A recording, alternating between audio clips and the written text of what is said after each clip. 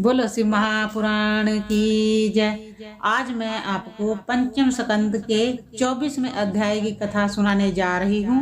स्त्री स्वभाव वर्णन।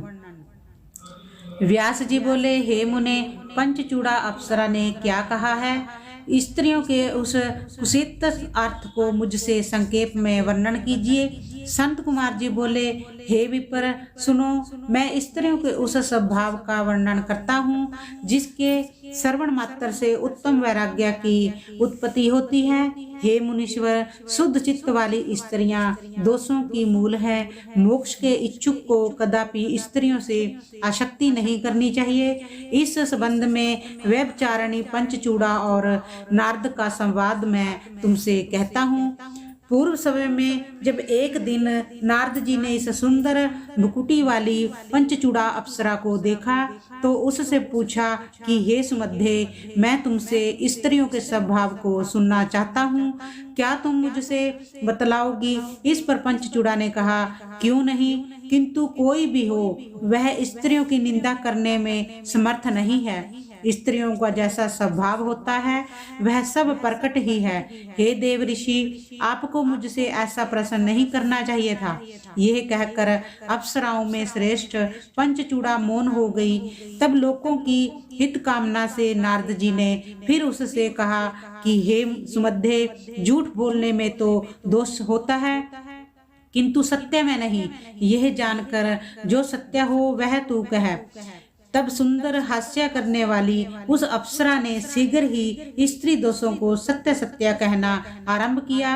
पंचचूड़ा ने कहा, हे नारद जी, स्त्री चाहे जैसी भी नाथ वाली, कुलीन और सुंदर क्यों ना हो, मर्यादा में नहीं रहती। यह उसका सबसे बड़ा दोष है।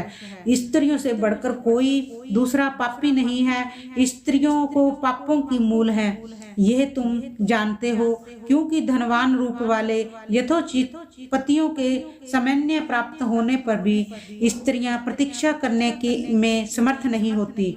हम स्त्रियों का एक तो यही असत धर्म है जो कि पापी मनुष्यों को भी लज्जा त्याग कर भजती हैं। यदि कोई पुरुष स्त्रियों की थोड़ी सी सेवा करता है तो वे उसको चाहती हैं। स्त्रियां मर्यादा में तो तभी रह सकती हैं जब उसको कोई चाहने वाला ना हो और उन पर पतियों का भय हो, क्योंकि स्त्रियों को कोई अमान्य नहीं होता, उनके लिए अवस्था का भी कोई निश्चय नहीं है। स्वरूप हो या कुरूप, वह हर एक को भजती हैं। भय, प्रत्यर्चना, धन, अर्थ, जाति और कुल, यह कुछ भी स्त्रियों को मर्यादा में नहीं रख सकता।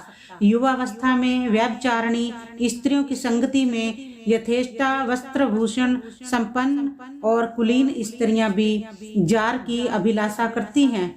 जिन स्त्रियों का उनके घर में बड़ा मान होता है और जो बहुत रक्षित एवं प्रिय भी हैं, वे भी अंधे, जड़, वामन और लंगड़े मनुष्यों से आसक्त होती हैं। स्त्रियों के लिए कोई भी आगम्य नहीं है। जब किसी प्रकार भी उन तक पुरुषों की गति नहीं होती तो दूसरी स्त्रियां ही परस्पर मिल जाती हैं और वे पतियों में प्रवृत्त नहीं होती। स्त्रियों की ऐसी कुसीमत आशा तभी टूटती है जब उसे कोई पुरुष नहीं मिलता। कुटुंबियों का भय होता तथा मरने और पकड़ने का भय होता है।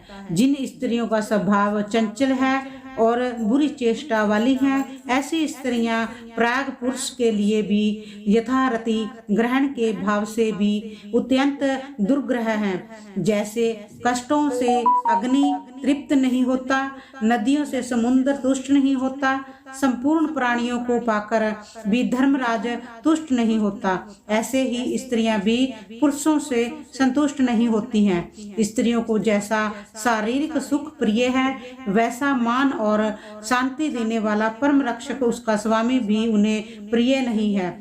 यम, मृत्यु, पताल, बड़वा मुख, अग्नि, श्रुधारा, विष और सर्प, ये सब एक और स्त्री एक और है। यही विधि का विधान है। संत कुमार जी कहते हैं तब उसका ऐसा वचन सुनकर नारद जी संतुष्ट चित्त हो स्त्रियों से विरक्त हो गए। हे व्यास जी, इस प्रकार पंचचूड़ा द्वारा कहा गया स्त्री स्वभाव मैंने तुमसे वर्णन किया। इससे बढ़कर वैराग्य का और कारण क्या सुनोगे? बोलो श्री महापुराण की जय। दोस्तों, अगर मेरी ये कथा आपको अच्छी लगे तो लाइक और सब्सक्राइब करना ना भूलना। बोलो श्री महापुराण की जय।